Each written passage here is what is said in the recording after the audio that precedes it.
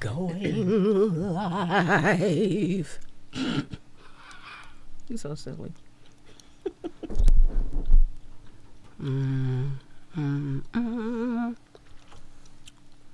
I guess I hit the live. Did I hit the live button too soon? They may see us sitting here drinking and eating shrimp and We got that all here. the stuff. Well, guess what? It's TV. It's TV magic. Well, you just said they're being recorded also. Everything that we said, I don't care. I'm just saying what she. No, I'm talking about what she. And just of said. course, about the and of shrimp. course, this is not working. This is not working. Uh-oh. This is not working. The start show is not working. Yeah. Yeah. I thought we were just going to talk about my career. We talking about stuff that I love Those to talk after work. about because Oh, Lord. I love to talk about what's going on in our world. Excuse me. Sure.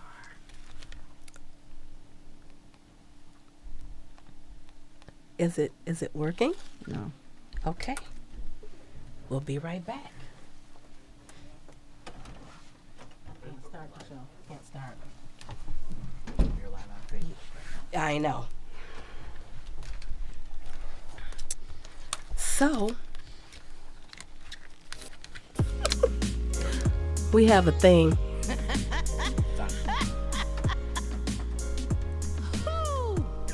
Okay, all right. I was looking for my intro, but it's not here.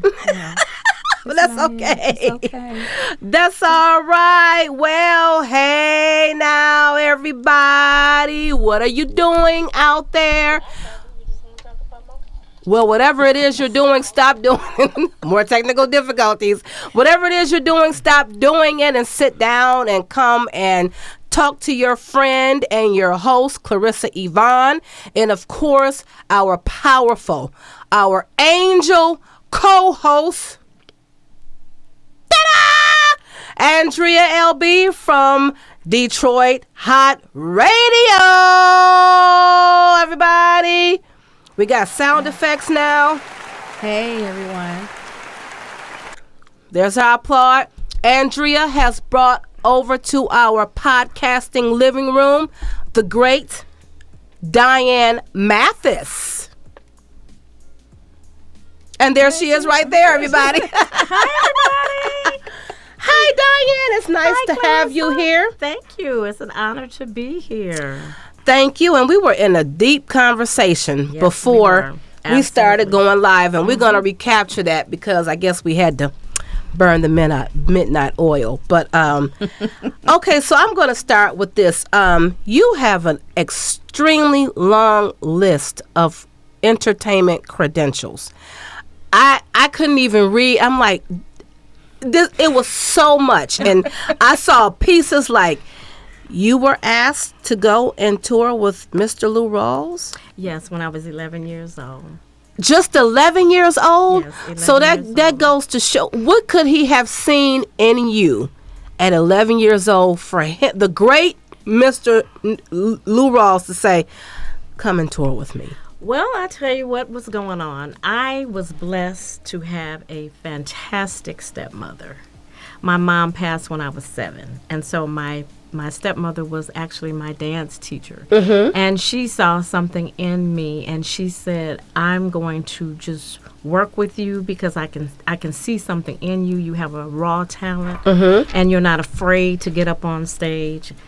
I started off being afraid because when I first met her, she was teaching dancing upstairs over the Elks Club. My father ran the Elks Club on Warren and 30th. Okay. And I used to crawl up the stairs and just sit and look at her. She was so beautiful. Had this vibrant personality. And all these little girls were floating by doing ballet and they were doing tap. And I sat on the steps just looking at them because, first of all, I didn't want to go into the room because I didn't feel like I could do what I saw them doing. But she came to the steps one day. I mean, it went on for about maybe 3 weeks. And she came to the steps. She came to the steps. She said, why are you sitting on the steps? Why don't you come on in here and join us? And I said, oh, I can't dance like that. She said, yes, you can, because I've seen you downstairs dancing on the bar. And honest to God, I was dancing on the bar. My father ran the bar, and so when he was, putting the records on the jukebox and putting the liquor behind the bar, and the jukebox was playing, I would climb up on the bar and I would just dance. And then when some of his friends would come in, they would be giving me dollar bills and quarters and stuff, and that was my little money to do what I wanted to do with. And see, back then it was probably innocent. Truly it was. It was. Did I announce your name in its entirety? Did I say Andrea LB? Yes, you did. I did. Well, you just Because I get distracted when things just don't work right. I just want to make sure that my beautiful co-host is in the greeting, y'all. So excuse me. So yeah, but anyway, back to what I was saying. Back then, that was innocent. Yeah, it really now was. If an 11-year-old do it, well, I was. That's a big problem. No, I wasn't even 11 at that time. I was probably around maybe. My mom passed when I was 7, so I might have been about 8 because I was left with my father, and so he didn't know what to do with me. He had no clue what to do with a 7-year-old. oh, So first I went and lived with my older sister, and her husband was not child friendly, and I cried every night because my mom's death was very tragic. She died on Christmas it's always Day. somebody's damn husband. Excuse me. Yeah, well, he wasn't a. I'll say this. He didn't embrace children. Didn't No, even try he to build a didn't. relationship No. with you. Didn't want No. kids. I know the type. He didn't yeah. want me around. I had the night light on all night long. I cried. You a was lot. running up his bill. Yeah, I was running up the bill, and I cried. Bastard. And I cried a lot because of the devastation that I experienced. My mom dying on Christmas Day in my arms. Oh no. Yeah. No. No. 10? I was 7. 7? I was 7 years old. In your arms? Yes. See, you know how My goodness. my parents were older people, okay, and so it was Christmas, and my sister always had this big dinner party at her house, and she always had chitlins and ham hocks and salt pork and all that kind of stuff. And my mother smoked Lucky Strikes with no filters. Ooh. So she probably had some kind of heart problem going on, which Ooh, I those didn't are know. some strong cigarettes. Yes. Ooh, And so you eating all this pork and stuff, and you smoking cigarettes, and she had a massive heart attack. But it started off, and I don't know if you want me to go into all the details, but I just kind of have to tell you where my life started. Of course. We lived next door to I lived in a 4-family flat on Gladstone. Oh, really? Yes. Okay. 1628 Gladstone. Okay. And, I had some relatives on Gladstone. I can't forget that, Andre, because that was such a devastating situation. The lady that lived next door to me, her husband was an entertainer. And when he would come home off of his little excursions, he'd always start a fight with her. Always arguing about something. Well, this particular day, we went to my sister's house, and my dad had been drinking, and so he went to bed, and he was in the bed snoring. And so my mother always said, never open the door. If somebody comes to the door, you let me know. How we were taught. My sister came back in the bedroom and said, Mama, something is going on across the hall with Miss Carr. You need to find out what's going on, because she's banging on the door. So my mother got up, and she went to the door, and when Miss Carr came into the door, she had a butcher knife in her shoulder. What? Bleeding profusely. This is the truth. The husband did it. Yes, the husband It's stabbed always her a damn in the husband. shoulder. And so she fell in, and my mother called 911. Well, I don't even know if it was 911 back then, but they called the police, and they came and took her to emergency. So my mother went back and laid down. Well, about maybe 45 minutes later, she sat up in the bed, and I was laying in the bed with my mom and my dad. And she says, I don't feel good. I want to get up and get some water. So I said, Mama, don't get up. I'll go get it for you. So I was on my way to get some water for my mom, and my mother collapsed because she was coming behind me, and she collapsed in the kitchen. And my sister had just graduated from Sinai School of Nursing, the first black and only black to graduate from school. Congratulations, But sister. she didn't know what to do. She panicked because my mother was Well, of frothing at the course. mouth. and Yeah, eyes that's rolling in the something back of her traumatic. head. Yes. So she's running around screaming and hollering. My brother's going crazy, and I'm sitting in the middle of the floor holding on to my mother. And my sister had given my mother and my father a comforter for Christmas. So I went and got it from up under the Christmas tree, and I wrapped her in it and held her. And the police, my sister called the police. And that was my first experience of racism, because my mother was half white. Her mother was Yes. Oh. So she was really light skinned, and she had the little pretty hair. She was a little demure little lady. And so the police said, "Can I cuss?" You sure can. What is this? What is this this white trash being with all these niggas? Now that's what I heard the police officer say, and I'm looking up at him, and I'm like, why is he saying that? He need to take my mama to the hospital. And my sister was furious. They wouldn't take her. So they would not take her. The ambulance came, and when they put her in the ambulance, you know how if a person is deceased, they turn off the siren. Yes. It was just a red light flashing and no siren. And my sister screamed and hollered, "Mama's gone, Mama's gone." And I'm like, what does that mean? Because I didn't know. Wow. I didn't know that was a permanent situation. She was never coming home again. I didn't know that. And at the age of, you were 7. I was 7 years old. That's, oh my gosh. Everybody got a story. Everybody has a backstory. That's why you can't mess with people this day and age, it's like nobody gives a damn about nobody. They don't, and they have no idea what you went through and what you may have seen and heard as a child, and you still grow up and you carry that with you. Traumatic events that happen to a bunch of us. Oh, absolutely. But I mean, my tragedy is no different from anybody else's tragedy. But when I hear people say, because like, okay, Christmas time is on its way, okay, and I was going to ask you, how do you get through that? How do you get through so Christmas? Hard, It's a lot of people can't get through that day. It's so hard because even when my kids were little, and I have a son and a daughter, I would buy them whatever I could buy them, and I always had the house beautifully decorated. We always had a beautiful tree. But sometime during that day, I had to retreat to my bedroom and just close the door because I couldn't deal with it. Because I kept thinking, that scenario never has left my mind, and people keep saying, "Well, you should get over it. It's your mom is gone." How do you can't get over it? And I know they say only time heals all wounds, but it never heals your mother. No, some wounds can never heal. But let me tell you something that helped me get through that experience. Years ago, I was singing at Renaissance Unity Church in Warren, and there was a minister there that gave me some information that just changed my whole scenario. Well, it started off, I did a play at the church, and everybody was to do something that they were trying to get a healing from. And so the gentleman, his name was Richard Jewell, he was the director of the play. Everybody did what they wanted to deal with. And so mine was to get over my mother's death because that was such a devastation for me. And then Richard brought in another young lady who was part of the play, but he didn't tell me he was going to do this. She came from, now I'm out here talking, and we all made faces. We out of paper mache. And so I had my little mask on, and I was talking and saying how I felt about my mother's death.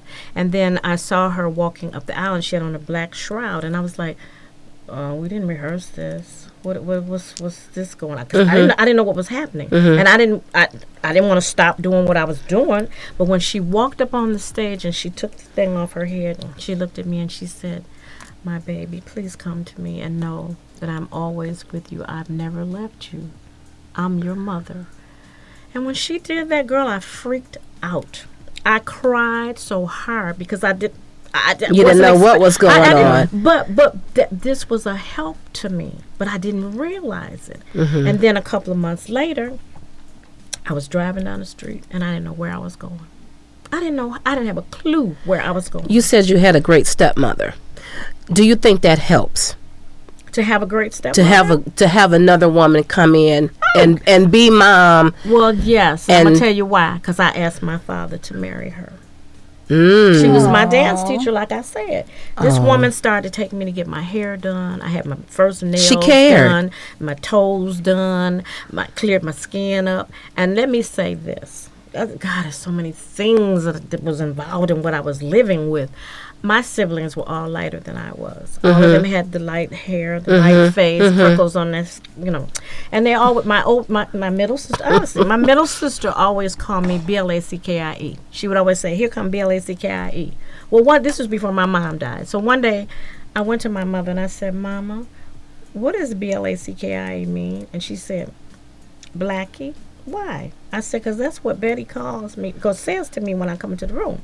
And she went into the living room and popped my sister upside the head. She said, "Why? Good. Why are you doing that? Why are you doing this to your baby sister?" Now we have different fathers. My siblings have the same father and mother.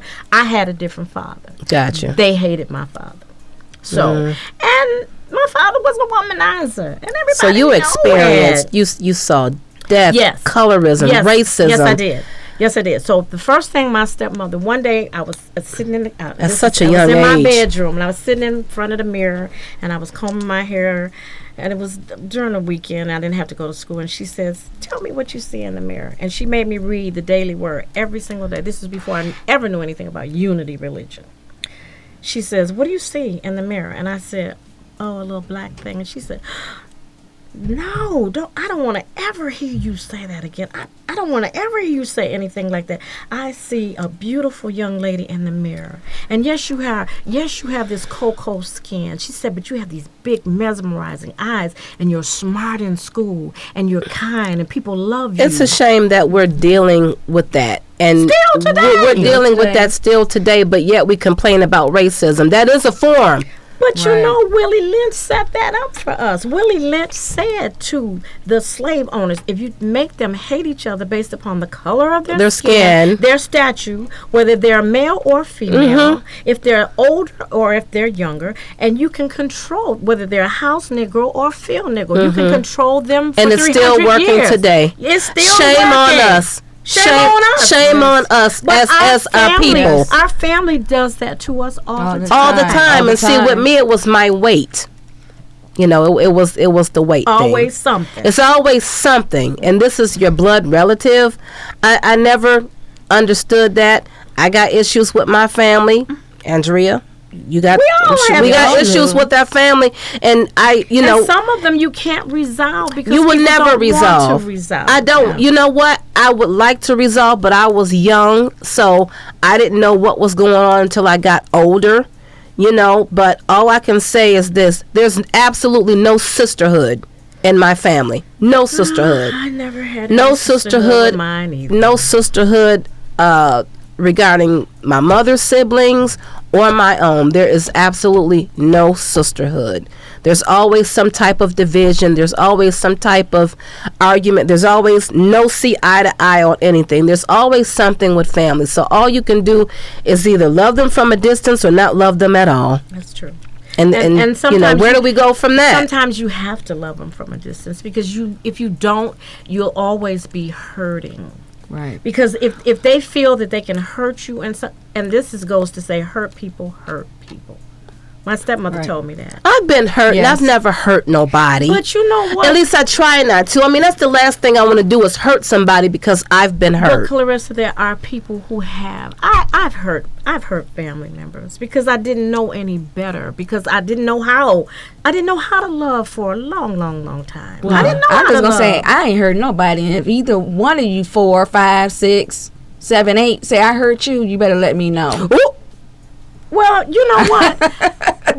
Y'all better let her know. You better let me know because I'm hurt. I'm not hurting, and if I am hurting, I'm not going to put it out on my siblings. The communication needs to be there, though, Andrea. But sometimes when you don't know how to love yourself, well, that's what I'm saying. You hurt people. Well, that's what I'm saying. Sometimes we may do things, even to our friends that we consider as our family. Right. We may do things that we are not aware of. True. But me, if I know I'm doing something that's going to hurt you, I would want someone to tell me. Well, there's different forms of hurt. Now let's clarify that.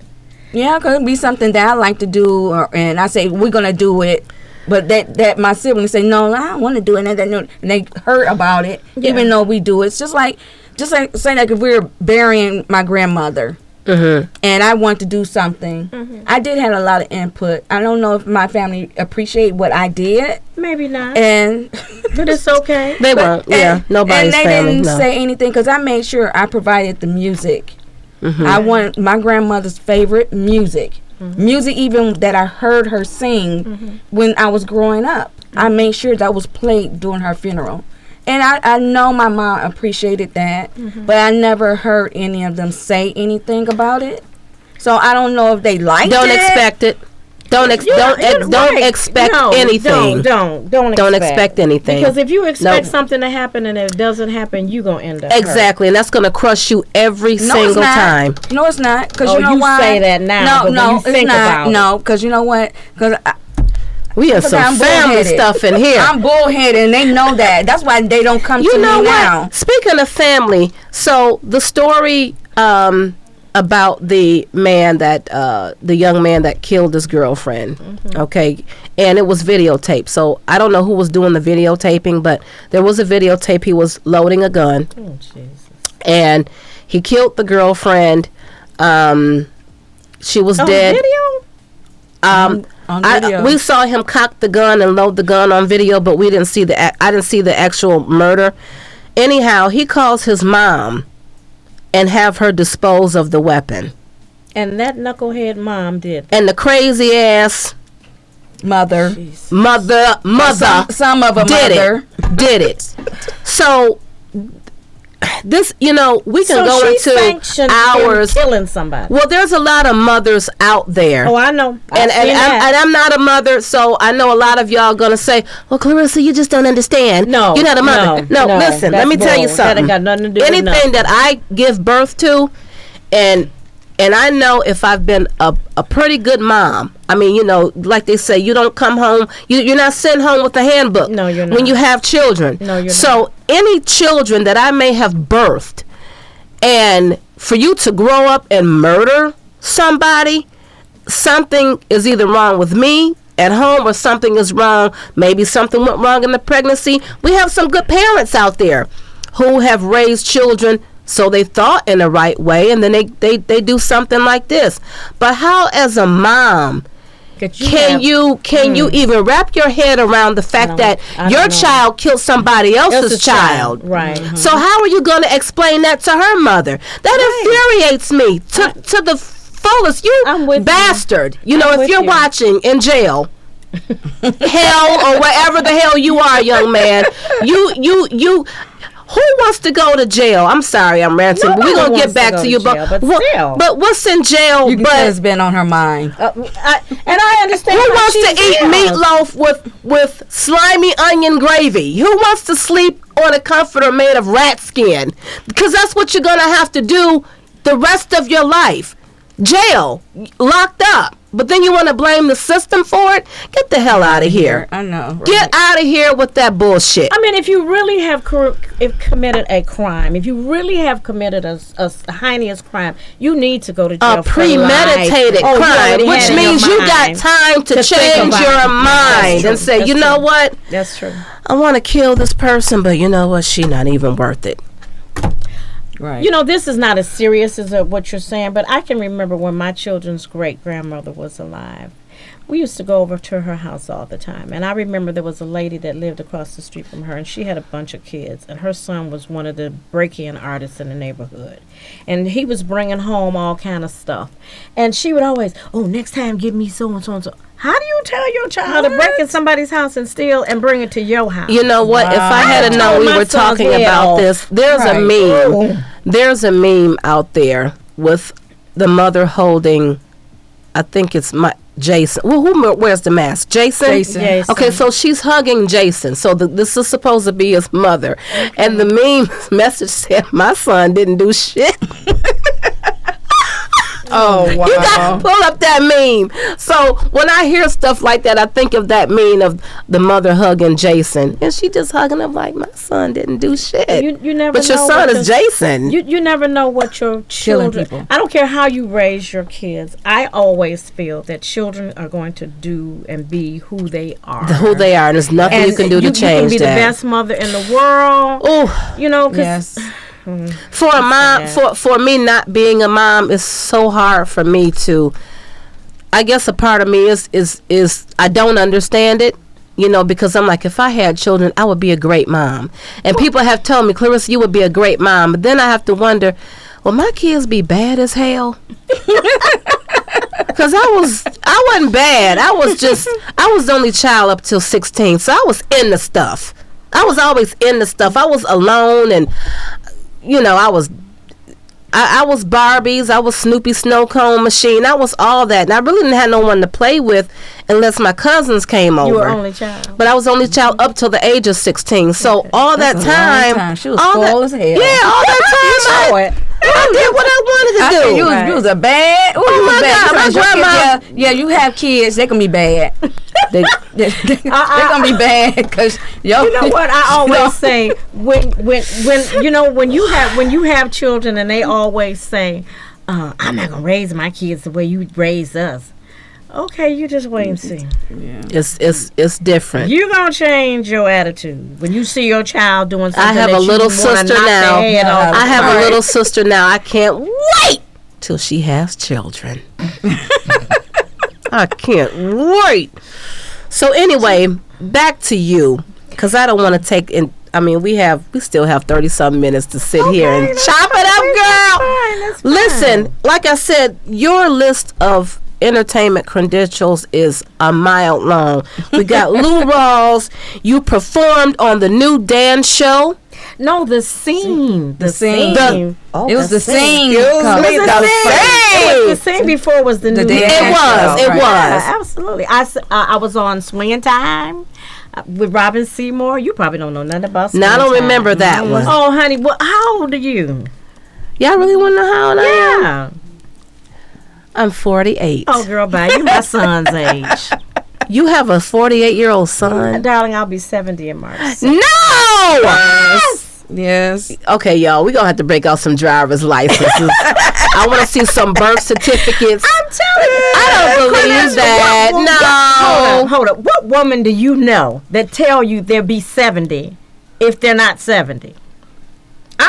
Listen, I am so grateful to be here. But you look my great. mother died at 47. You look awesome. Both of my parents. And I used to think that she was around my age. No. And that's what I'll be and when I looked, I said, "What the hell? What? Your son is 48 years old. You don't have to be my mother." Well, actually, my son is 49. He'll be he's 48. Is he single? Forget. No, he's married. He's happily married. Wait a minute. I don't want to talk to you anymore. His wife.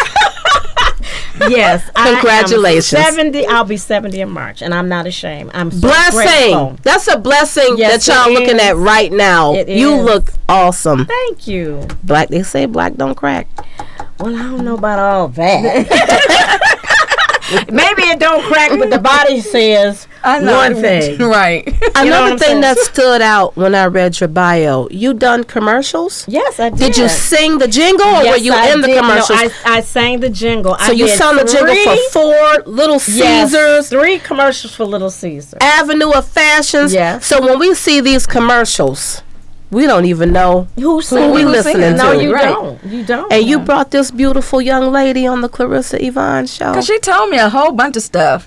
Well, I went to her house with my grandson. We was there for hours. Yeah, wait a minute, just 2 days ago, I was there for 4 hours. No, it wasn't 2 days ago. Was it 2 days ago? Oh, yeah, it was. Okay, yeah, it was Thursday night, right. Actually, Thursday night. Let me tell you something. Like I tell everybody when every guest about Andrea LB. Andrea LB has been like my back. She's been like my rock.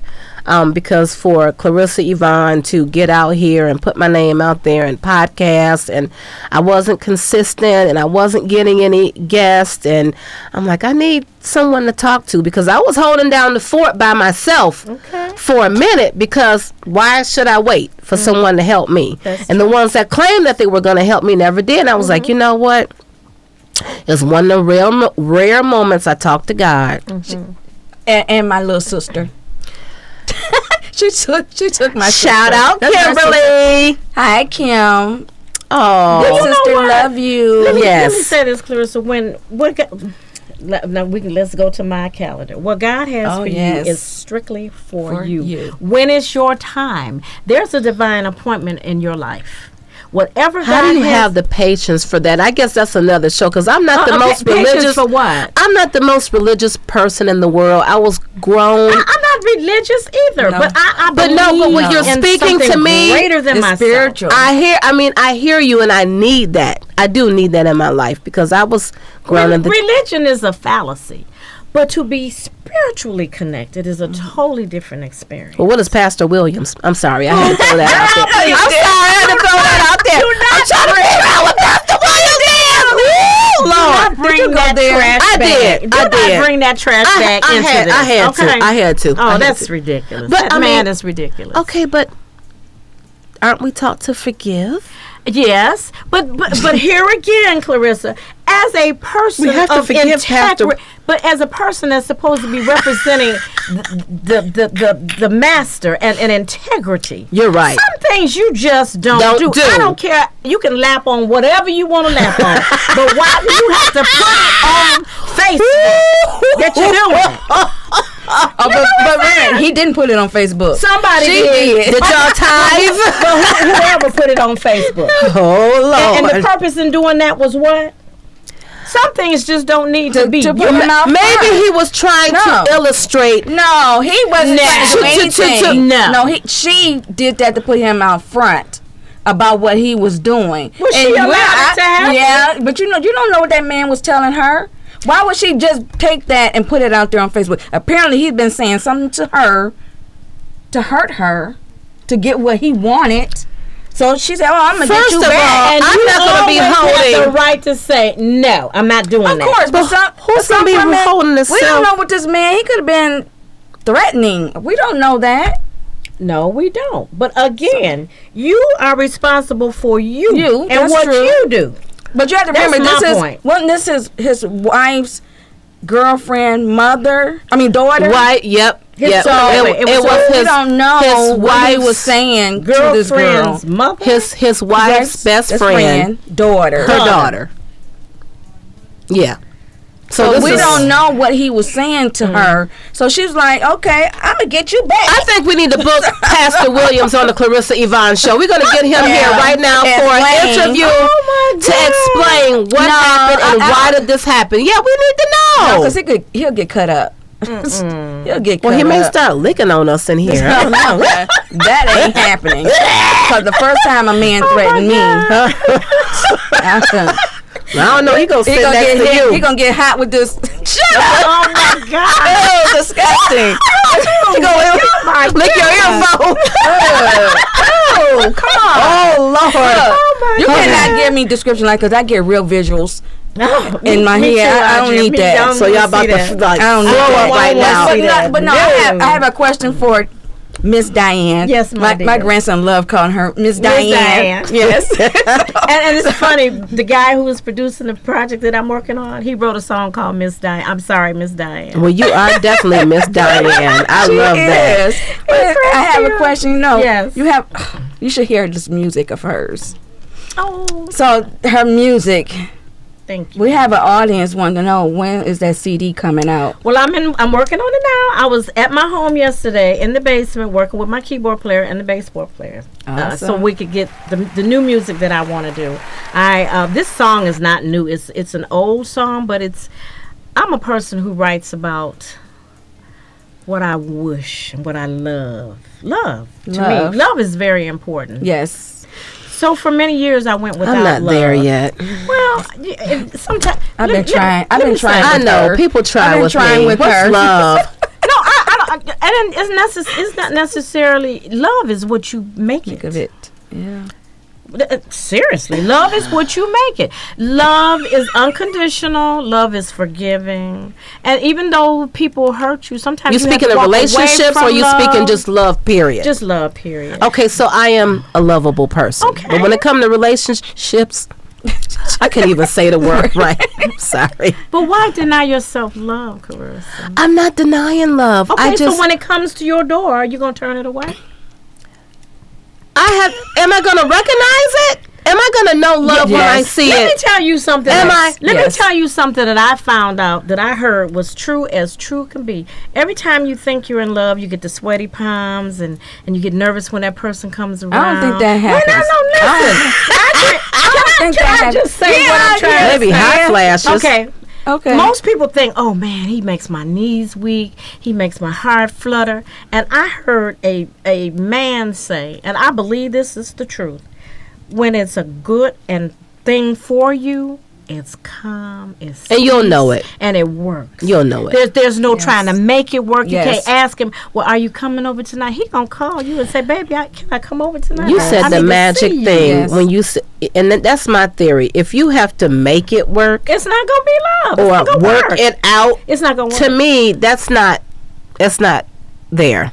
If you have to, and I hear a lot of couples say that. I mean, I'm single. I'm team single forever. Oh well, I'm not. I'd love to be. You got a boo? No, I don't. I don't. You know have what? A boo. You know what? I wish I had a boo. They always say never say never, and I said a lot of nevers, and every time I said never, something comes. God, the spirits, whatever, test me. Don't y'all put that on me? It's not me. It's an atmosphere. Yes. So you keep saying that, and truly true. It, like they say, and I know you may not believe in the religious part of it, but this is true. What you speak comes to fruition. If you speak something into it, will live. It's the truth. Well, 6'4", about 300 pounds, muscle, large hands, a job. What about kind and intelligent? Of course, kindness. Caring, sharing, taking out the garbage. Sensitivity. Well, how sensitive are we talking? What? One that will want only you in his arms, and vice versa. You are every day is a compliment with you or for you. If we can laugh and have fun. Yes. I want a big kid. Important. I want a big kid just like me, because that's what I am. Important. I'm a big kid. If you laugh, that is the best relationship. Because you was the only child for 16 years. Is that why? Yeah. So I'm still a big. I'm trying to find an excuse to go see Frozen. Anybody got some kids out there? Y'all want to see Frozen? An excuse to go see Frozen. Get in your car and go buy a ticket and sit in it. I'm not going to go see Frozen. Why not? If that's what you want to do. No. That's what? Listen, I just watched a cartoon on TV the other night. It's called Claus. It was wonderful. I laughed. I like Claus. You saw Claus. Isn't that awesome? I did, but why you can't go see Frozen? You gotta blow my cover. You just we already know you're don't bring your damn kids over my house and take them to see Frozen. My cover's blown already. I'm for real. Well, isn't there a Frozen 2 coming out? That's it, yeah, Frozen 2. And I saw these little girls today in their little blue dresses and their silver coats, and they just look so cute. Now, isn't that what life is about? Having moments where you have nothing but pure joy. Nothing but pure joy. That's it. And no matter who. Life is so fleeting. Nothing is guaranteed. No, it isn't. Tomorrow is not promised. So everything you do now, you just do to do what you want to do. I guess some of these problems will never be solved, but we have to work on an individual basis. That's it. You have to look in yourself and say, is. What is it that I want to do? That's why I don't give up on my dreams, because I feel that I am appointed to do something great. And I can tell you why I believe this, Clarissa, if we can go to something else that I've done. I wrote a children's book. You did. I can't wait to read it. I have 4 of them, but but they're not published. I went through a publisher and she ripped me off. But anyway, I'm gonna let that go. It yourself. I know I didn't have the know. What is with people ripping people off when they're trying to create something great? But let me tell Where's she at? Where she live at? You know what? I would say her name, but you know what? I'm gonna waste no energy. Don't drop her name. I'm not gonna waste no energy on her. But shame on you, heifer. Yes. Well, anyway. I wrote this book. It came to me in such a magnificent way. And I'm going to be honest, I was having sex. What? With this man. I'm telling you how to start. Was the pastor really? Okay. No. No. Sorry, I had to ask. No. He's been around. No, I don't know that man. Okay, so this is what happened. We were having sex, and it was not working out for me. And I looked in his face, and I said, it was like a devil looking at me. His hair was sticking up and looked like horns. His face was all bloated and red. While you were having sex? Yes. And I said, get off of me and go home. This is the truth. This is the, oh, my God. I'm speaking to I've always wanted to ask if somebody actually did that. This happened to me. I said, get off of me and go home. So when he leaves, and then he has a nerve to call me back from his car phone and says, you could have at least gave me some goodbye sex. I said, that was your goodbye sex. Goodbye. And I hung up. You are a heartbreaker. He was a louse. If heartbreaker's in the dictionary, there's her picture, ladies and gentlemen. I'm not the heartbreaker. Oh, No. I'm not the heartbreaker. He hurt me deeply because I cared for him. I tried to be so sweet to him. One thing I did for him when we first really started dating, I had my friend put on a computer all the things that he could have on a special day. You choose what day you want to do this: a foot massage, a back massage, your special cake that you like, pineapple upside down cake, whatever. And this was something he could, every couple of weeks or whatever, when he wanted to do, these things were available to him. It's called a coupon game. Right, he was a jerk. Okay, so here we are. I hang up the phone and I lie in the floor, crying my eyes out. Sweat. I was laying in the floor in front of my bed. No, I was on the floor because I closed the door on him and I just sunk to the floor, crying my eyes out. Tears was pouring and lapping up under my chin, pouring down my chest. Because it awakened some other emotions, didn't it? God, why is this happening to me? I love, I give, I try to be a good, and I was snotting. All of this was going on. I've had those moments. And so it was like a wind went past my ear, and it said, "You just like a little angel who wants wings, and you can't wait on me to give them to you." And I looked around the room, and I was like, "That's powerful." What? I stopped crying. It was like, just like that. And I said, I don't know what that means. I don't understand this. I was on my way down in the basement. My computer was down in the basement. Ooh. I started typing this story about a little angel who wants wings. God said to her, little bit, tell me the desires of your heart. And she says, Lord, I want to help somebody. I see all my little angel friends doing this and doing that and helping people. And I want to be able to help somebody. And he says, well, I want you to learn the lesson of patience. When you learn the lesson of patience. What's that look for? When you learn the lessons of patience, I will grant you your heart's desire. Wait a minute. Yes.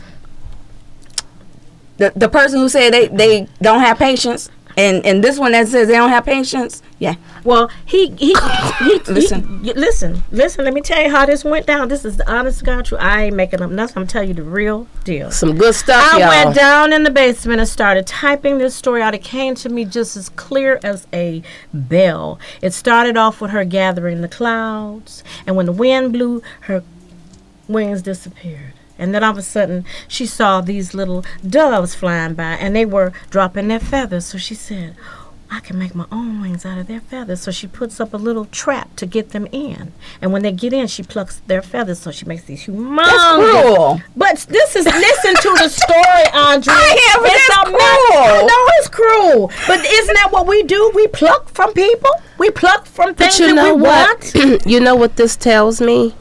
That when things like that happen to us, like that terrible experience, you said you were having sex, the most beautiful things come out the most horrible experiences. Yes, it does. But it's like, why do we even have to go through those experiences? But you don't know till later on that it's a learning tool. It is. Yes. And that is what we need. My lesson was I had to learn to be patient because I wanted it right. I want what I want right now because I never got what I wanted right now. I've always had to wait for something, or I had to step back and say, okay, it's her turn, it's not my turn. But you learn when you live in this life. Can I ask you a fun question? Sure. And I'm just having fun with Absolutely. you. How long did it last? How long did what last? Yes, how long did it last? It was, girl, it wasn't but about 20 minutes. And that's a long time. No, 20 minutes. 20 minutes of agony. Okay. It wasn't no. Okay. We're never going to talk about sex again, ladies and gentlemen, on the Clarissa Yvonne show. It was agony because if somebody's humping and bumping on you and ain't trying to make sure that you're being pleased, you're being pleasured. I thought this was a mutual relationship, but it's all about when you get done. So he was selfish. And that's how most of them is. Get this line. When he just doing his business, right. Let me tell you how selfish this man was. He's doing his business. Let me tell you how selfish this man was, Andrea. It was my birthday. Okay? Oh. So he invited me to go to Alexander's. I've never been to Alexander's. I hope he never watches this show. I don't care if he does. We went to Alexandria's, and he goes in the trunk of his car, and he takes out this little rhinestone necklace, and he said that his jeweler made it. Well, I had just seen that necklace at the dollar store. And then he had some shoes in a box, and they were a size 6 and I wear a size 6.5, 7. And I looked at them, they were sharp. Oh, they were so sharp. I said, whose were they though? I said they're not gonna fit me because these are a 6. I wear a 6.5 and a 7, depends on how they're made. And so I said, well, give them to me and I'll go ahead and exchange them. No, I can't exchange them. This is it. I said, this is it. Oh, okay. Nah, so he didn't buy them. I don't know he where took them from someone else. I don't know where he got them from, but I didn't want them. After we sitting in there eating, and I'm looking at him and at his face, and I'm saying to myself, "Wow, you gonna tell me your jeweler made this necklace?" And I swear I saw it at the dollar store. The dollar store sometimes have like some nice stuff. Yeah. Well, this came from the dollar store. I know because I saw it at the dollar store, so I know it came from the dollar. But he said his jeweler made it for me. I said, "So is it diamond, rhinestone? What is it? What is it?" Oh, this is specially made for you. It's Lucky Charms. He may have got them out of box of Cracker Jacks. I don't know, but I know That's making me mad. I know it came from the dollar store. I know it did because I saw it at the dollar store. The Dollar Tree, to be exact. So did you accept the necklace? No. I wouldn't either. It's the thought that counts. Girl, bye. No. I would rather from him sat there and really cracked it together himself. Or put some popcorn on the string. It wasn't even in a bag. It wasn't in tissue. It was in a plastic bag, and he just pulled it out and held it like this. Like it's like so that just makes me like even. It was something from Tiffany's or something. I was like, nigga, please, excuse me. Sorry. Oh my God, that's too funny. I'm sorry, I'm done. Okay, but get back to her magnificent acting career. She does not only act, but she is a magnificent writer. I'm going to say that because go ahead, Audrey. Yes, I have to say this because she did this play last year, and I tell you, there's a whole bunch of people out there waiting for this play to be. We were really looking forward to September. I know you were looking for, but I didn't have it together. I didn't have the resources. I know. Guess what? That's why you're gonna have help. You need a team. I do. I need. And we all need to help each other. And Kim can't do everything. No, but I didn't get a phone call. Kim. Okay, but I didn't get a phone call. But see, at that time, Andre, honestly, I did not know that you were. A promoter. No, I had no knowledge of that. Well, you're gonna get a team now. I called you and said, "Come on in." Can you? But please? You did do our website with the Sisters of the Earth. I did their logo. Yeah, I love the logo. Look, it's her and Kimberly Pinky Toes. Shout out to Kimberly. I love you. Hi, Kim. I love you, Kim. So it's both of them sitting back to back. They sitting on top of the world. It's bad. I just. What is the play about? Okay, it is called You Ain't Paid No Dues Until You Heard My Blues. And it's a story about a young girl, Lena Danae Jones, who has made it in the business. She's coming back to Detroit after selling platinum records. And so she comes to the Fox Theater. This is where the story came to me, from the Fox Theater. But as she is coming to the Fox Theater, she got a bad reputation because she done slapped a waiter because he spilled water on her silk blouse. She been dissed 2 little girls who's in the mall who want her autograph. I mean, she just doing all kind of stuff. And she always say, ain't nobody helped me do nothing. I did this all on my own. Nobody's done anything for me. Oh, she's one of those. I know a bunch of those.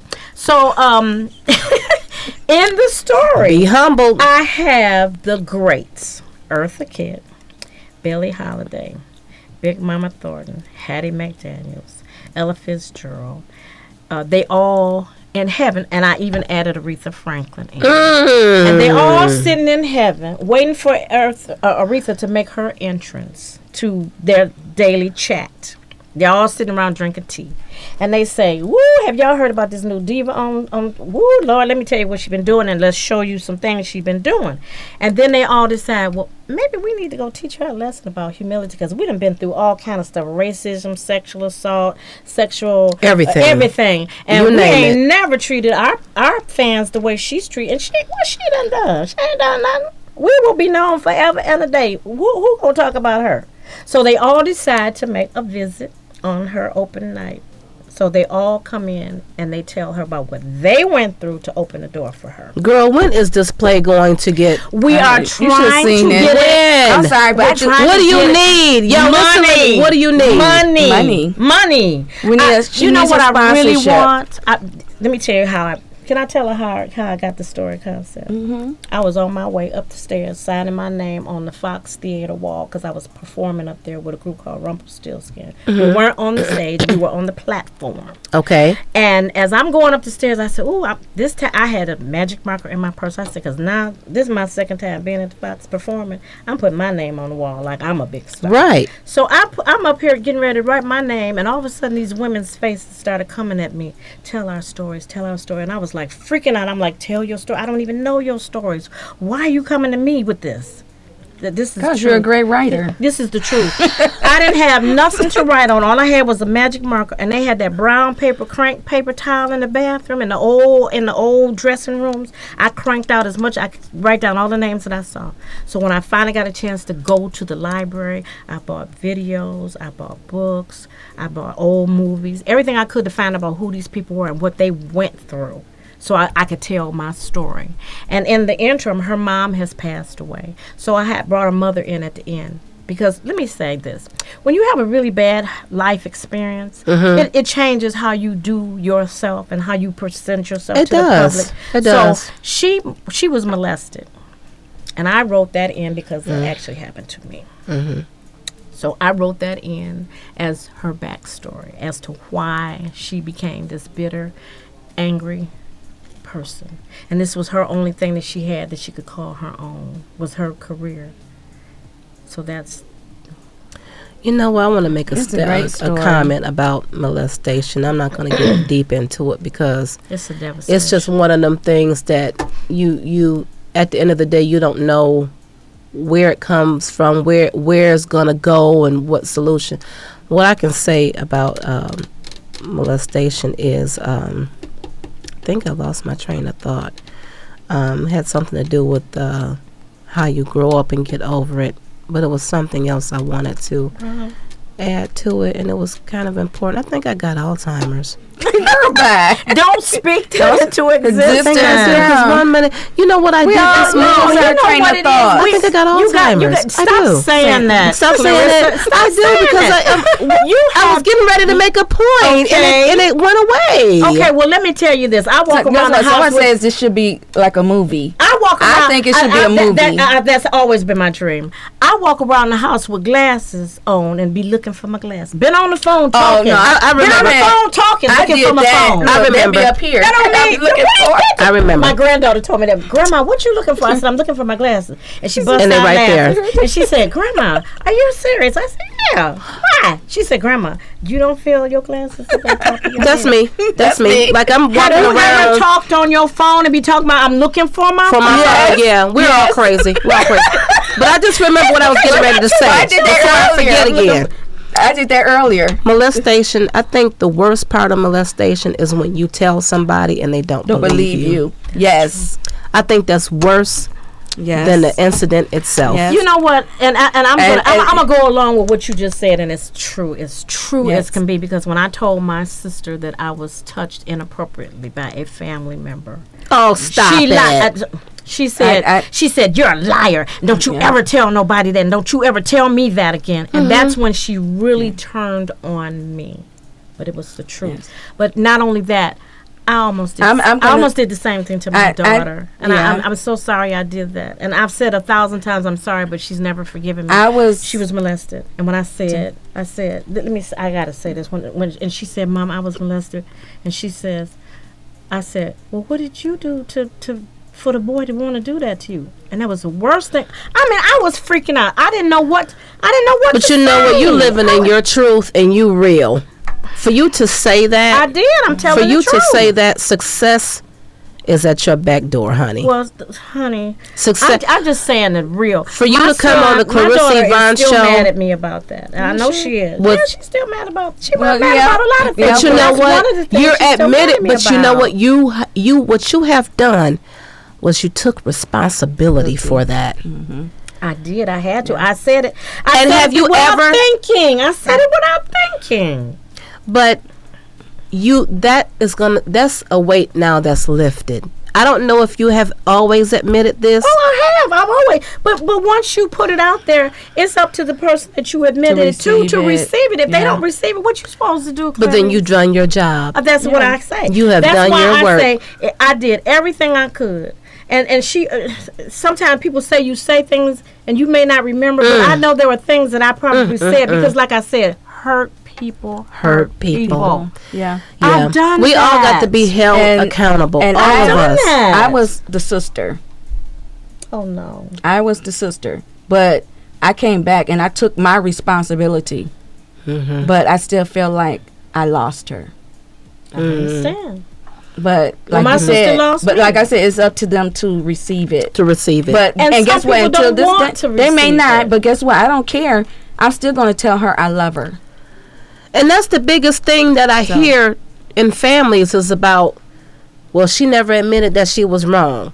But even if you never admit it, we all have frailties and we all Yes, make we do. mistakes. Yes. And we all do things that once you've done it and you realize you're like, did I really do that? Right. What was I thinking? Because like you said, Right. we're not thinking, we're living in the moment. We don't. And it's unbelievable because you don't want to believe that somebody that you love and trust has done this to your child or your sister or your nephew or anybody. Now they messing with boys. It was my cousin. It was my cousin that did this to my daughter. And I was like, unbelievable. You couldn't believe it. No, because the cousin, this was my cousin's son. And I'm saying to myself, why would he do that? Well, what did you do? Did you have on something alluring or what? And she just looked at me. She wanted to scratch my eyes out. And then I couldn't take it back. I had already said it. And I was like, oh my God, that was stupid. But sometimes people ask those questions for information. They don't ask the questions. It doesn't come out right. It doesn't sound right. No, it doesn't. But some people ask those questions for information to find out, well, how do you address that? Because there's no way to address it. It's really not. It isn't. How do you address that? I got cousins that I'm very close with. So if my daughter came to me and said, cousin, such and such did this to me, I'm like, girl, no. But when you think about it, you got fathers who have molested their children and supposed to love them. Yeah. This is definitely going to be a part 2. We got about just over 2 minutes left. Diane, last words. Yes. What's last words? What is your last words right now? My last words? Mm-hmm.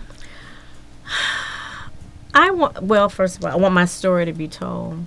I just do. I want it to be told because it is a wonderful story. And the people that I had in the production were phenomenal. Yes, they really were. The girl who played Aretha Franklin, oh my God, she came out on stage with a mink coat on like Aretha, and she's Hazelette Crosby. Shout out to Hazelette. And the song I wrote for her is called Lessons, and she sang that song. Yes, she sang that. All the music in the play, she wrote it. It was so. I had the play. I had to keep it to myself because they didn't want to release. So it only aired for just a short period of time. But then I had to keep it. So it's a lesson. It's a lesson in forgiveness. It's a lesson in humility. It's a lesson in paying forward. And we all need those lessons. So as much as I have on my plate and as much as you have on your plate, we're definitely going to have to add a side dish to our plate. We're gonna have to add Clarissa, that. I'm serious. I'm serious because I love hearing that, and that's what I've asked for, is to meet people like you. I say the same thing, and like I said before, God brings people to you when it's your moment. Yes, and that's the truth. One last question. I know you get this a lot. What? Any relation to Judge Mathis? Lord. I know you get that every day. No, but ironically, girl, I be like, that's my cousin. We're no relationship. But ironically, my ex-husband is named Greg Mathis. Wow, isn't that funny? So, wow, yes, she is. Kind of Greg Mathis. Is he as handsome as Judge Mathis? He's cute. He's got okay, little light eyes. So you wouldn't be lying? No, but we're not together anymore. So, he's the past. He's the past. Okay. But I wish him well, Any last words, Andrea, before Diane goes? We got 9 seconds! No. No. I just want to thank everyone for joining us here at the Clarissa Yvonne show. You all have a good night. I'm sorry we have to cut y'all off. Bye, everybody. Y'all probably can still hear us. The clock says 0, but who cares? So anyway, y'all have a great evening. We had a good time talking with Diane Mathis, and we're definitely going to have her back. And, of course, shout out to my co-host from Detroit Hot Radio, Andrea L. And let's not forget T. Pablo. T. Pablo! That's my Yay! That was a blast. That was a blast. It really was. Let's get you We something talked to about eat. so many things. It was just, Girl, you are